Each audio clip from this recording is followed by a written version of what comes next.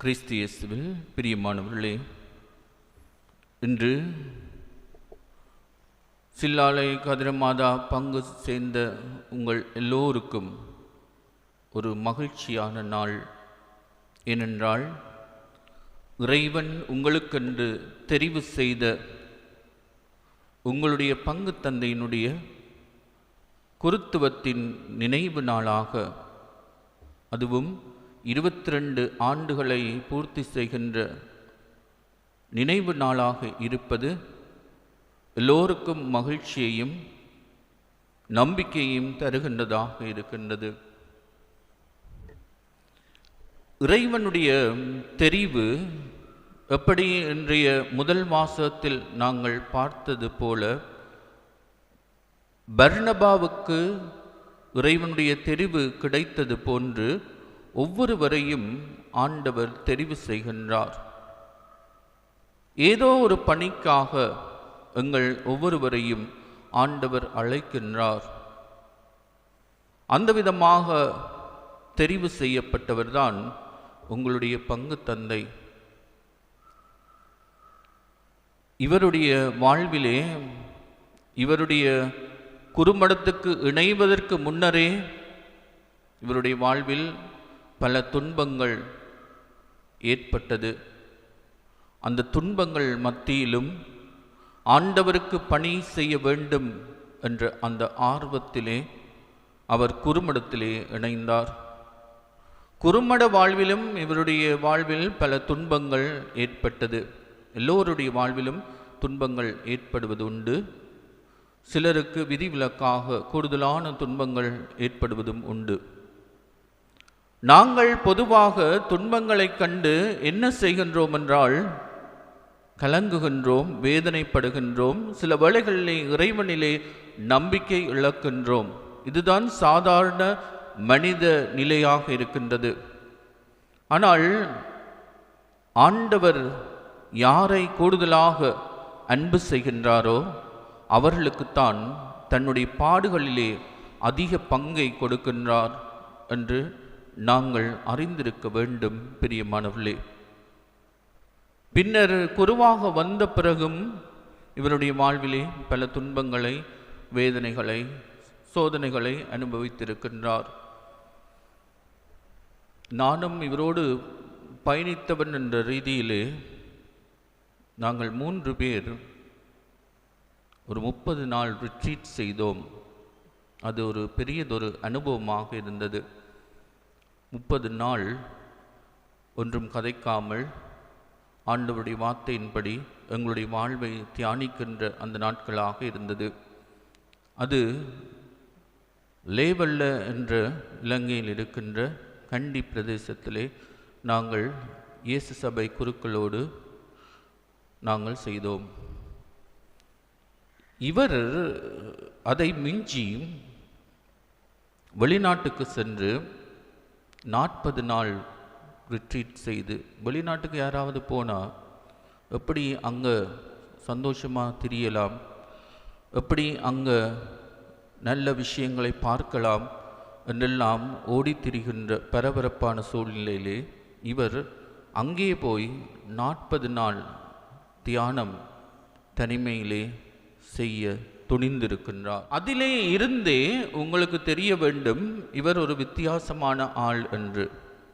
வித்தியாசமான முறையிலே தீமைகளை கண்டு அல்லது அநீதிகளை கண்டு சேலஞ்ச் பண்ணக்கூடிய அந்த சக்தியை, அந்த வீரத்தை ஆண்டவர் இவருக்கு அதிகமாகவே கொடுத்திருக்கின்றார்.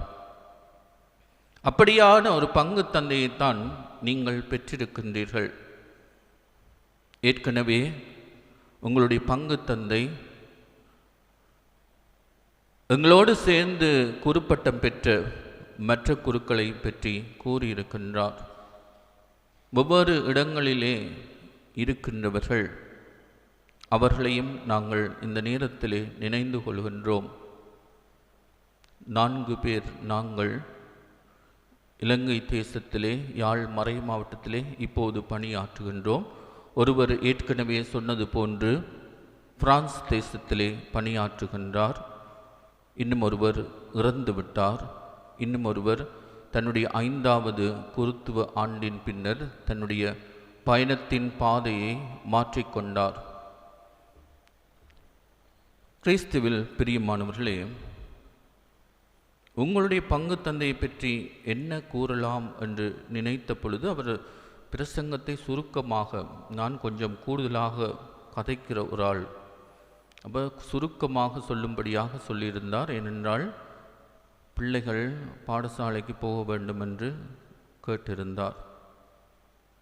அந்த விதத்திலே ஒரு சம்பவத்தை, அறிந்த சம்பவத்தை அருத்தந்தையினுடைய வாழ்வோடு ஒப்பிட்டு கூறலாம் என்று நினைக்கின்றேன். யூடியூபிலே நான் கொஞ்ச காலத்துக்கு முதல் ஒரு மனிதனுடைய வாழ்வை பற்றி பார்த்தேன்.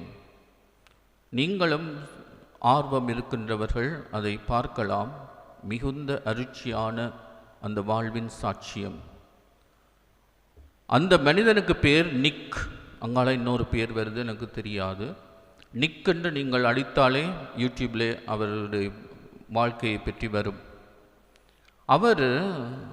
அவருக்கு என்ன விசேஷம் என்று சொன்னால், அவருக்கு 2 கைகளும் இல்லை, 2 கால்களும் இல்லை.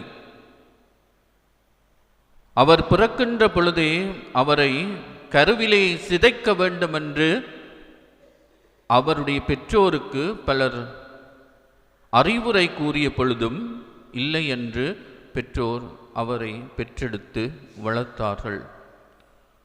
அவர் இந்த சின்ன பிள்ளைகளைப் போல வகுப்பிலே கல்வி கற்கின்ற பொழுது அவர் ஒரு தள்ளு வண்டியில் போல ஸ்கேட்டிங் போட், ஸ்கேட்டிங் பேட் அப்படி ஒன்றில் தான் அவர் பயணம் செய்வார். அது சுவிட்ச் அமுத்த அது போகும். அது தலையால் தான் அவர் அமுத்துவார். என்று அவருக்கு கையும் இல்லை, காலும் இல்லை. நீங்கள் கற்பனையில் யோசித்து பார்க்கலாம் எப்படி இருக்கும் என்று. அப்படி அவர் கல்வி கற்கின்ற பொழுது ஒரு நாள் அவருக்கு ஏராளமான எதிர்மறையான சிந்தனைகள் சொல்லப்பட்டது. உன்னால் ஃபுட்பால் விளையாட முடியாது. இவர் ஆர்வத்தோடு அங்கே போவாராம். ஃபுட்பால் விளையாட முடியாது, உன்னால் ஓட முடியாது அப்படின்றெல்லாம் எத்தனையோ சந்தர்ப்பங்களில் அவரை கேலி செய்தார்களாம். ஏறத்தாழ 9 முறை அவரை அந்த நாளில் மட்டும், மற்ற நாட்களிலும் கேலி செய்வார்கள், அந்த நாளில் மட்டும் 9 முறை அந்த மாணவர்கள் கேலி செய்தார்களாம்.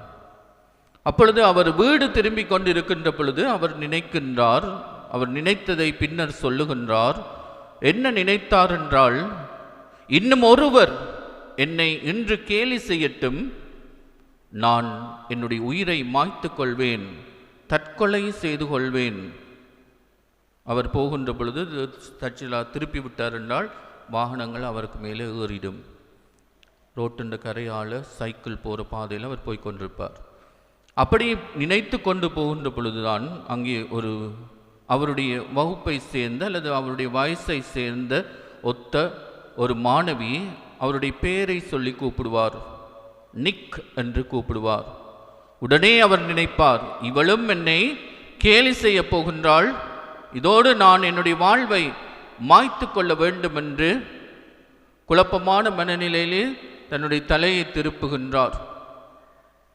அப்பொழுது அவள் சொல்லுவாளாம், நிக், உன்னுடைய ஷர்ட் வடிவாக இருக்கின்றது என்று சொல்லுகின்றார். அதை கேட்டவுடனே அந்த சின்ன வயசில், இவளை போல, இந்த மாணவர்களைப் போல சின்ன வயசில் அந்த மாணவனுக்கு ஒரு எண்ணம் வந்தது. இந்த பெண்ணுக்கு என்னுடைய மனதில் ஏற்பட்ட அந்த கஷ்டங்கள் தெரியாது. நான் எவ்வளவு தூரம் வேதனையோடு என்னுடைய வாழ்வை கொண்டு செல்கின்றேன். இன்னும் ஒரு முறை என்னை யாராவது கேலி செய்தால் நான் சாக வேண்டும் என்று நினைத்தேன். இதை பற்றி அவளுக்கு ஒன்றும் தெரியாது. ஆனால் ஒரு நல்ல கருத்தை சொன்னதினால் நான் வாழ வேண்டும். நான் வெறுமனே வாழக்கூடாது, பலரை வாழ்விக்க வேண்டும், பலருக்கு வாழ்வின் ரகசியத்தை சொல்லிக் கொடுக்க வேண்டும். நாங்கள் எவ்வளவு தூரம் கடவுளுக்கு நன்றியுள்ளவர்களாக இருக்க வேண்டும் என்று கையும் காலும் இல்லாதவர் ஒரு இளைஞனாக இருக்கின்ற பொழுது சொல்லுவதென்று சொன்னால் எப்படி இருக்கும் என்று நாங்கள் சிந்தித்து பார்க்கலாம். இன்று ஏராளமான படித்தவர்கள் அவருடைய உரையை அவர் ஒரு மேசையின் மேலே அவர் நிற்பார். சின்ன ஒரு காலில் துண்டு மாறி அவர் சொல்வார், ஒரு முருங்கைக்காய் துண்டு தான் எனக்கு மிச்சமாக இருக்கின்றது என்று அதிலே நிற்பார். அந்த மேடையிலே அல்லது மேசையிலே இருந்து கொண்டு அவர் உரையாற்றுவார், தன்னுடைய அனுபவங்களை சொல்லுவார். எவ்வளவு தூரம் நாங்கள் கடவுளுக்கு நன்றியுள்ளவர்களாக இருக்க வேண்டும் என்று அவர் சொல்லுகின்ற அந்த வார்த்தைகள் அர்த்தமுள்ளதாக, எல்லோரையும் வாழ துடிக்கின்ற, மற்றவர்களை வாழ வைக்க வேண்டும் என்ற எண்ணத்தை கொடுக்கின்றதாக இருக்கின்றது. ஆகவே இந்த சின்ன பிள்ளைகளுக்கு நான் சொல்லிக் கொடுக்கின்ற ஒரு விஷயம், எந்த காரணம் கொண்டும் மற்றவருடைய மனங்களை புண்படுத்தாதீர்கள். அவருடைய மனங்களிலே எவ்வளவு வேதனை இருக்கும் என்று தெரியாது. மாறாக நல்ல விடயங்களை சொல்லுங்கள், அவர்கள் வாழ்வதற்கு ஒரு வழியாக இருக்கும். இதை எங்களுடைய பங்கு தந்தையினுடைய வாழ்வோடு ஒப்பிட்டால், அவரும் தன்னுடைய வாழ்விலே பல துன்பங்களை வேதனைகளை அனுபவித்த பொழுதும் மற்றவர்களை வாழ வைக்க வேண்டும், மற்றவர்களுக்கு இறைவனின் ஒளியை காட்ட வேண்டும், மற்றவர்களை இறைவனிடம் கொண்டு வர வேண்டும் என்ற அந்த ஆர்வத்தோடு ஆன்ம தாகத்தோடு அவர் எங்கள் மத்தியிலே பணியாற்ற வந்திருக்கின்றார். இப்படிப்பட்ட ஒரு நல்ல பங்கு தந்தை உங்களுக்கு கிடைத்தது ஒரு பாக்கியம். ஆகவே இப்படிப்பட்ட இந்த பங்கு தந்தை அவருடைய பணிகள் நல்ல முறையில் அமைந்து அவர் இறைவனுக்கு வந்து சாட்சியாக தொடர்ந்தும் அவரோடு இணைந்து குறுப்பட்டம் பெற்ற அனைவரோடும் வாழ வேண்டும் என்று இறைவனை பிரார்த்தித்து தொடரும் பலியிலே பக்தியோடு ஜெபிப்போம்.